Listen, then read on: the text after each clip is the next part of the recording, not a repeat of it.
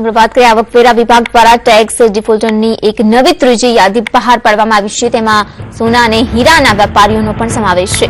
આ એવા 18 ટેક્સ ડિફોલ્ટર્સની યાદી છે કે જેમની પાસેથી સરકારે છેલ્લા કેટલાક વર્ષોથી નાણાં લેવાના નીકળી રહ્યા છે। તો 18 ટેક્સ ડિફોલ્ટર્સ પાસેથી કુલ 1100 કરોડના લેણા નીકળે છે।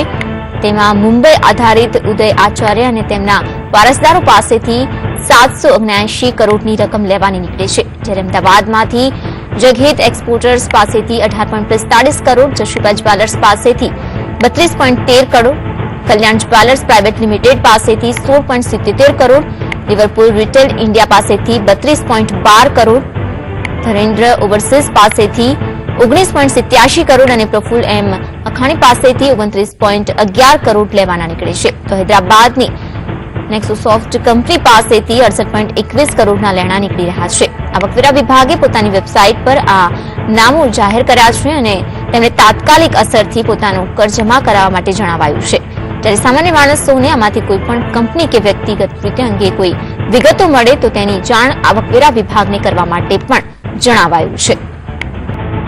ટેક્સ ડિફોલ્ટર્સમાંથી 6 ડિફોલ્ટર અમદાવાદના છે। જે જાહેરાત છે તે વેબસાઇટ પર કરવામાં આવી છે। જશુભાઈ જ્વેલર્સ, લિવરપુલ રિટેલની પાસેથી પણ લેણા નીકળી રહ્યા છે। 18 કંપનીઓ પાસેથી આવકવેરા વિભાગે 1100 કરોડ લેવાના બાકી છે। તો આવકવેરા વિભાગે 18 ડિફોલ્ટર્સની યાદી છે તે બહાર પાડી છે। લાંબા સમયથી કર ન ચૂકવતી કંપનીઓએ અને વ્યક્તિઓની જે યાદી છે તે મૂકવામાં આવી છે વેબસાઇટ પર। 18 ટેક્સ ડિફોલ્ટર્સ છે કે જેમના લેણા બાકી છે અને તેને લઈને જ આ યાદી છે તે જાહેર કરવામાં આવી છે।